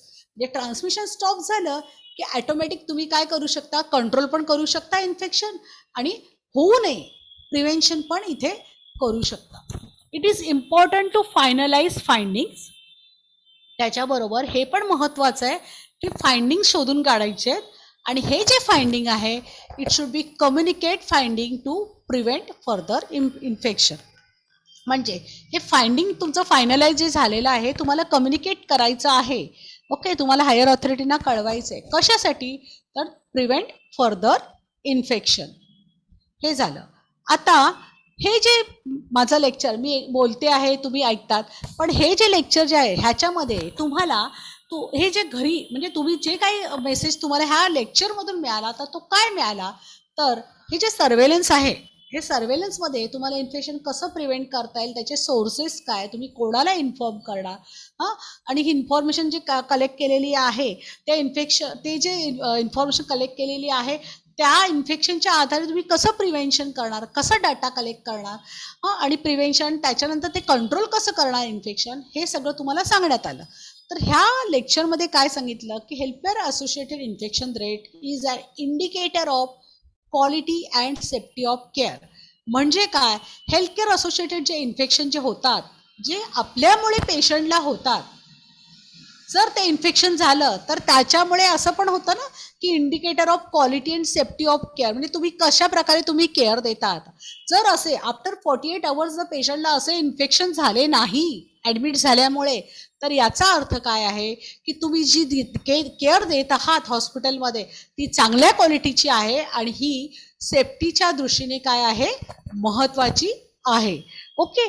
त्याच्यानंतर development of a surveillance process can help in monitor this indicator and help in evaluation of infection control program effectiveness. म्हणजे काय, हे जे तुम्ही जे इन्फेक्शन प्रिव्हेन्शनसाठी जे काही करतात, प्रोसेस करतात, तर हे सर्वेलन्स जे करता आहात, निगराणी म्हणजे जे चेक करता आहात, डाटा कलेक्ट करता आहात, तर हा इंडिकेटर आहे आणि हाच indicator help in evaluation of infection control program effectiveness. म्हणजे समजा झालेच नाही असे केसेस ज्यांना पेशंट ज्या आजारासाठी आले त्याचीच ट्रीटमेंट घेतली पेशंटने आणि पेशंटला दुसरा कुठलाही आजार झाला नाही, जो पेशंट इथे ऍडमिट झाल्यानंतर 48 तासात जे आजार होण्याच्या शक्यता असतात, म्हणजे ते जर झाले नाही, म्हणजेच काय आहे की तुमचं इन्फेक्शन कंट्रोल प्रोग्राम चांगल्या प्रकारे इफेक्टिव्ह झालेला आहे. An outbreak should be identified and investigated promptly to ensure morbidity are low. म्हणजेच काय की हे आउटब्रेक कधी आपल्याला म्हणजे असं काही केसेस वाढल्या तर लगेच ते आयडेंटिफाय करायचे, त्याचं इन्व्हेस्टिगेशन करायचं इमिजिएट प्रॉम्प्टली, आणि त्याच्यामुळे काय तर मॉर्बिडिटी म्हणजे काय, आजारीपणा, मग तो रेट पण काय होतो, कमी होतो, आणि त्याच्यामुळे काय होईल की पेशंटचा हॉस्पिटल स्टे पण कमी होईल, हॉस्पिटलवर येणारा जो हेल्थकेअरवर जो बर्डन येतो तो पण काय होणार, कमी होणार. थँक्यू. अजून आता ह्याच्यामध्ये मला तुम्हाला आता एक विचारायचं आहे, तुम्हाला काही प्रश्न विचारायचे आहेत का ह्या सर्वेलन्स आणि आउटब्रेक त्याच्यामध्ये तुम्हाला काय जी इन्फॉर्मेशन कळली आहे त्या इन्फॉर्मेशन मध्ये तुम्हाला अजून काही विचारायचं आहे का? एक मिनिट. हाँ, thank you so much ma'am for your excellent lecture. And अब हमारा मैम आप as you said that we have to go for question and answer round. किसी का कोई भी सवाल हो, they can ask their questions in the chat box और else they can unmute yourself to speak. मैंने सबको अनम्यूट एक्सेस दे दिया है. प्लीज एक बार में एक ही सवाल, मतलब एक बार में एक ही व्यक्ति सवाल पूछे, जिससे कि हम एक दूसरे की आवाज को आसानी से सुन सके. और आपका क्वेश्चन जो है मॉड्यूल 7 से रिलेटेड होना चाहिए.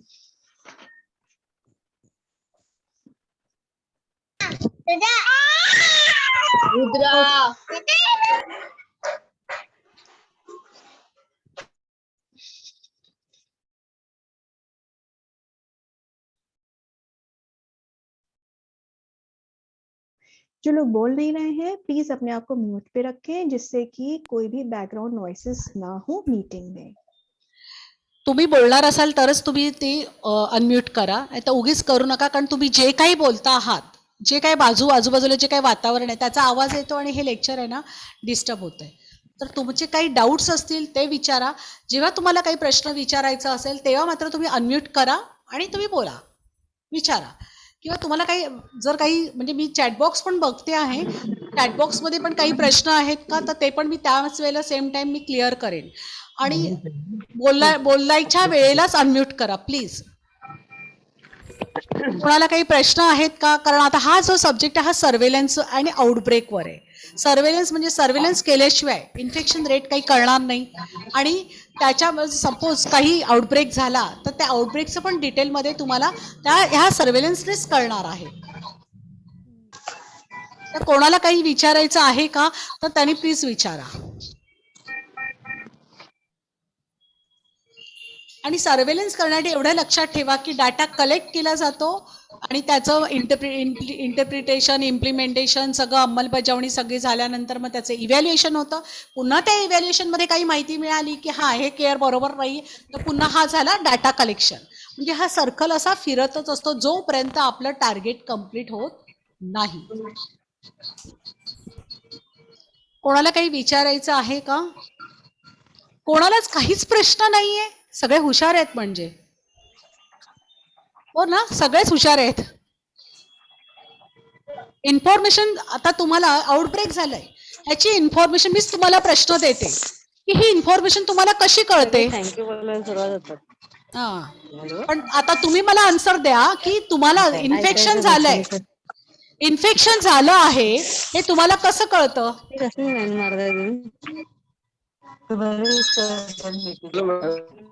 तुम्हाला इन्फेक्शन जे झालेलं आहे हे कसं कळतं? हा मॅडम. हा बोला. आवाज खूप आहे, मला काही बरोबर ऐकायला येत नाहीये. त्यांना बोलायचं नसेल त्यांनी प्लीज तुम्ही जरा ना म्यूट मध्ये टाका. बोलायच्या वेळेलाच अनम्यूट करा. हॅलो. हा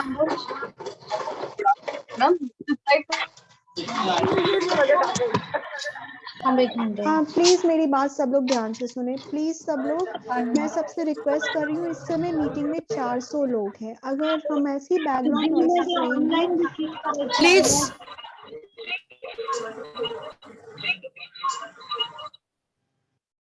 अब क्या हुआ है कि अब मैंने म्यूट ऑल कर दिया है, कोई अब नहीं बोल सकता। तो जब मैं अनम्यूट एक्सेस देती हूँ तो सबके माइक्स जो है अनम्यूटेड रहते हैं, तो होता क्या इतनी नॉइसेस होती हैं, हम किसी की आवाज़ नहीं सुन सकते।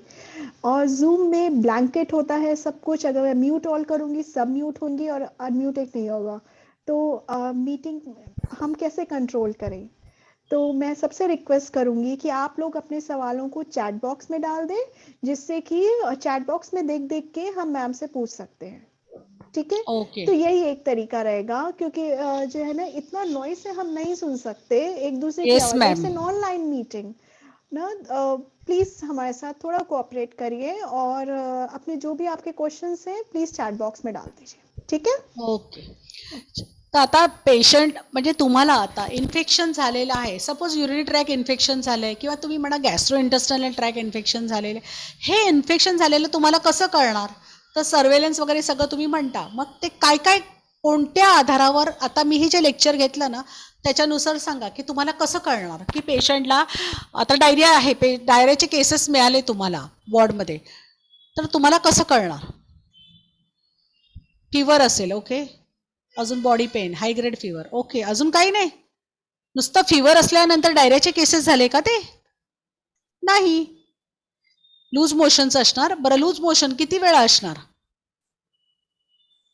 ओके, डिहायड्रेशन असणार. अजून काय असणार? लॅबोरेटरी फाइंडिंग्स नाही तुम्ही चेक करणार? लॅबोरेटरी फाइंडिंग्स मध्ये काय काय असतं? स्टूल रुटीन, मायक्रोस्कोपी आणि कल्चर सेन्सिटिव्हिटी, हे तर केलंच जातं कॉमन. ओके.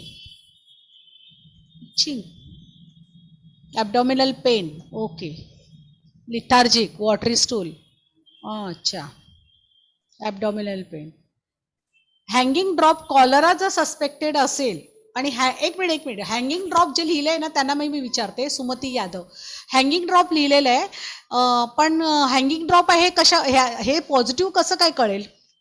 म्हणजे कॉलरा ना, तर त्याचा स्टूलचा कलर रंग काय असेल? इट विल बी राईस वॉटरी. तेव्हा तुम्ही म्हणा पेशंटचं सॅम्पल जे आहे ना तुम्ही हँगिंग ड्रॉपसाठी पाठवू शकता. येस, राईस वॉटर, ओके, अच्छा. म्हणजे तुम्ही हे सगळी जी माहिती आहे, patients data, patients clinical data, present जे काय आहे लॅबोरेटरी रिपोर्ट्स, हे सगळे तुम्ही काय करणार? रिपोर्ट्स कलेक्ट करणार आणि हे जे रिपोर्ट्स कलेक्ट करून तुम्ही ते काय करणार? तुम्ही चेक ते कलेक्ट केलेल्या रिपोर्ट नंतर तुमचा हा जो तुमचा झाला सर्वेलन्स, म्हणजे ह्याच्यानुसार तुम्हाला कळणार की आउटब्रेक झालाय का, आणि ते प्रिव्हेंट करण्यासाठी तर काय करायची ॲक्शन, ती ॲक्शन इथे घेतली जाणार. आणि ही जी ॲक्शन जी आहे हे तुम्हाला तुमच्या तुमचे जे कलिग्स आहे, नर्सिंग स्टाफ आहे, त्यांना पण ही इन्फॉर्मेशन तुम्ही देणार आहात.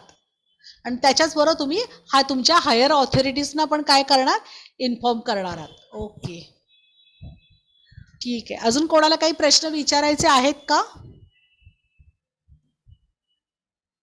कोणाचेच काही प्रश्न नाहीये? तुमचे जे काही प्रश्न आहे हे सर्वेलन्स बद्दल जे काही असतील ते तुम्ही जरा चॅटबॉक्स मध्ये टाका. आता लेक्चर तुम्हाला म्हणजे हे असं सर्वेलन्स आउटब्रेक याच्यावर जे झालेलं लेक्चर आहे थोडं इंटरेस्टिंग वाटलेलं आहे, पण तुम्ही ते जर तुमचे काही डाऊट्स असतील, व्यवस्थित ऐकलं असेल तर ते पण तुम्ही त्याच्यामध्ये तुम्ही टाका, म्हणजे मला पण कळेल की तुम्हाला कितपत समजलंय.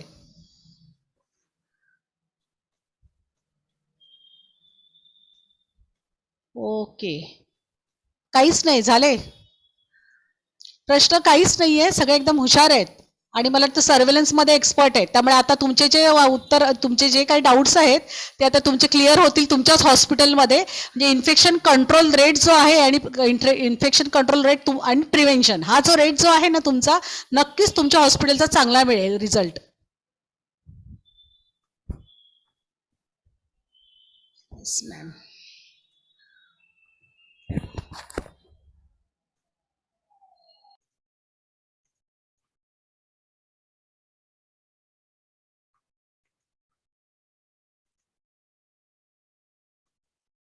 इन्फेक्शन कंट्रोल नक्कीच होईल तुमच्याकडे. इन्फेक्शन कंट्रोल केल्यामुळे त्याचा रेट पण नक्कीच कमी होईल. दिलेलं आहे. येस मॅम, वा व्हेरी गुड. बरं वाटलं म्हणजे असं वाचून पण.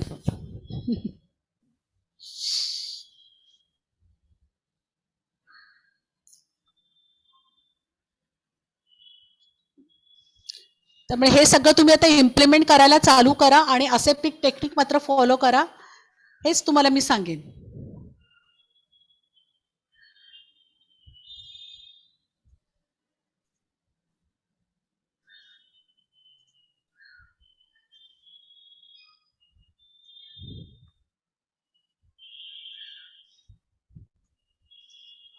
ओके,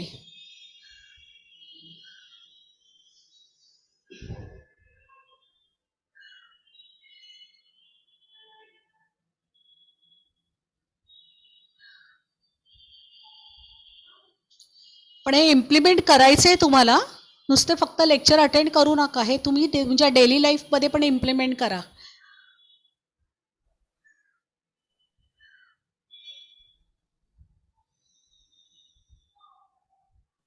आणि फक्त एवढंच नाही, तुम्ही ते बायोमेडिकल वेस्ट सेग्रिगेशन पण आहे ना, ती मेथड पण व्यवस्थित फॉलो करा. आणि वेगळं जे काही तुम्हाला सांगितलेलं आहे ना, येलो बॅगमध्ये काय डिस्कार्ड करायचं, रेड बॅगमध्ये काय डिस्कार्ड करायचं, ते मात्र न विसरता त्याप्रमाणे करा. शार्प इन्स्ट्रुमेंट कसे हँडल करायचे ते पण तुम्ही तिकडे इम्प्लिमेंट तसं करा. म्हणजे बायोमेडिकल वेस्टबद्दल स्पेशली मी सांगते.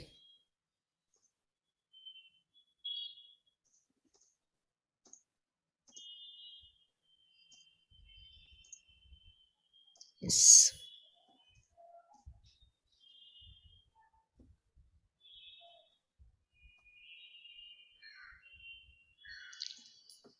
तुमचे प्रश्न काय आहेत का अजून काही?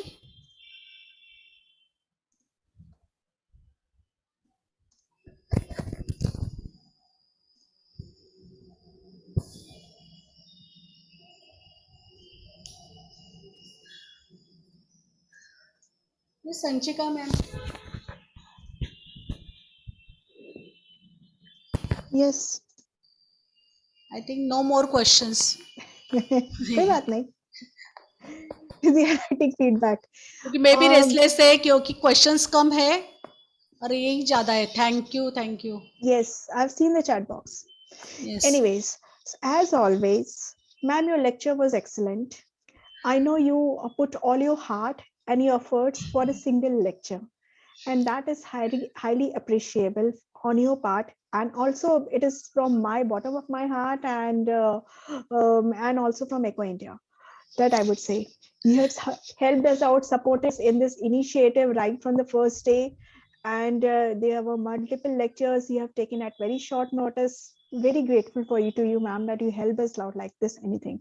And we are still pending with many more lectures. So we will get Yes. back to you to understand your availability for the pending lectures. Yes. We'll call you again. You are a Yes. very good trainer. I would say you are a very I I would say you explain the things in a very nice way. And I also think why I didn't get. I really missed my college days to get such a lecturer to me for me. Yes. I'm That what I can say. yeah, I'm very much interested while teaching also, and same way to my students Yes, also. So they are little bit means they are also more free to with me while taking lecture. I So understand, ma'am. yeah, This thank is you an very much for online. you also. Yes, Yeah, not ma'am. only this online, also offline lecture also. Whenever I take same way so that all students remain attentive. Yes, I know, Yeah. ma'am. I know, ma'am. And ma'am, I can just say that I have would have really missed. You would be my one of my lecturer in my college days, so that I would have got good marks. This is what I can Yeah. say. I would Yes. have needed one Yeah, lecturer my like you students also, also. they also get good marks because of the after completion of lecture. Now I will go with them only. Yeah, thank you. Yes, I understand. So I will not much more of your time today. I will just say a very big thank you on my part and also from Yeah, my from the participants also. We will call you again for different lectures in different batches. Thank you for joining today. Bye bye, ma'am. yeah. Thank you, ma'am. Yeah. Thank you so much ma'am. अब मैं सभी participant request करूंगी, कोई meeting छोड़ के जाएगा नहीं. हमें अभी 5-10 मिनट और रुकना होगा. मैं फीडबैक लिंक शेयर करूंगी और उसको भरना है. ठीक है.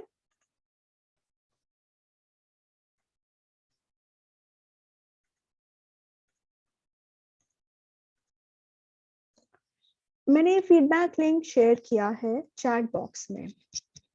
आप लोग इसको भरें. इंग्लिश और मराठी में लिंक है. कोई भी एक लिंक पे क्लिक करें और इसको भर दें. बिना फीडबैक फॉर्म भरे मीटिंग छोड़ के मत जाइएगा. ठीक है. और आपका अगला लेक्चर की डेट है मंडे को 10 जनवरी को 1 बजे है. तो मैं अभी इनवाइट्स में भिजवा चुकी हूँ. आपके पास पहुंच गया होगा मेल. आप चेक कर लेना. इनवाइट जा चुका है. तो मंडे को 10 बजे 1 तारीख को लेक्चर है. 1 बजे आना है आपका नेक्स्ट लेक्चर. ठीक है. और बस आप लोग फीडबैक फॉर्म भरें और उसके बाद मीटिंग छोड़ के जा सकते हैं.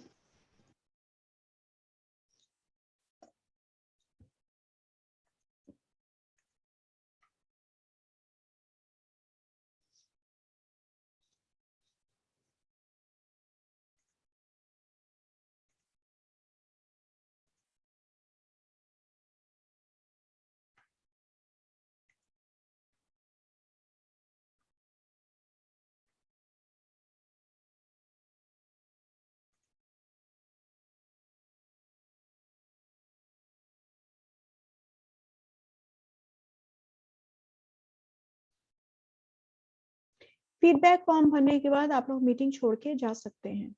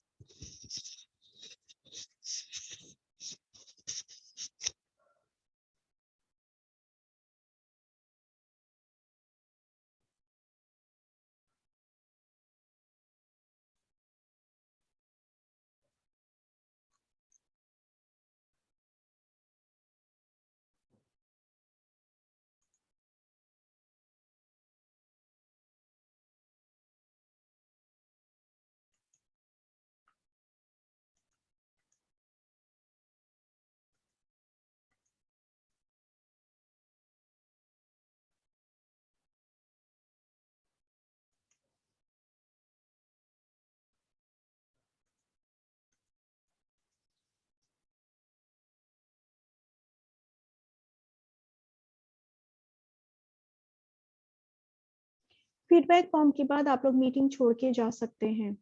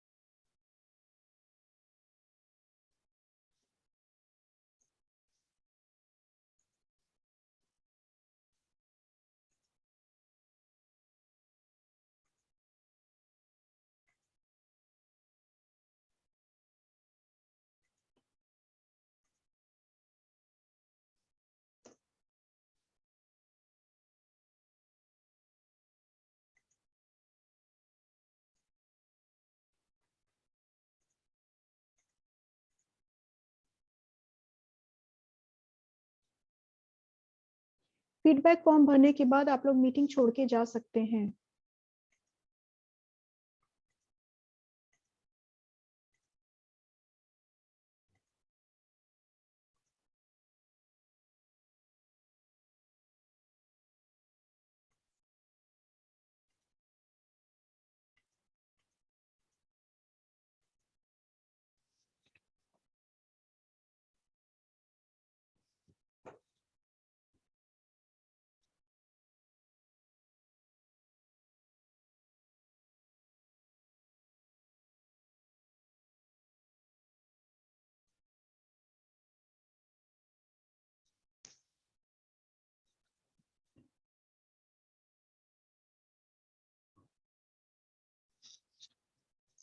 तो मेरे हिसाब से सबने फॉर्म भर लिया होगा, बहुत से लोग मीटिंग छोड़ चुके हैं, तो अब हमारा मीटिंग क्लोज करने का भी टाइम आ चुका है। कुछ लास्ट क्लोजिंग कमेंट्स। आपका नेक्स्ट लेक्चर 10 जनवरी को यानी कि मंडे को होगा, सोमवार को होगा, 1 बजे होगा। मैं इनवाइट्स भिजवा चुकी हूँ, अपना ईमेल चेक करिएगा, आपको ज्वाइनिंग लिंक मिल जाएगा उसमें से। नेक्स्ट लेक्चर में भी जरूर आइएगा, कोई भी लेक्चर मिस नहीं करना है, सारे लेक्चर्स एक ही बैच में अटेंड करने हैं। तो हम अगले लेक्चर में फिर से मिलेंगे एक नई ट्रेनर के साथ, कुछ नई जानकारियां हम सीखेंगे। तो हम अगले हफ्ते तक के लिए मैं सभी को धन्यवाद करती हूँ। नमस्कार, जय हिंद।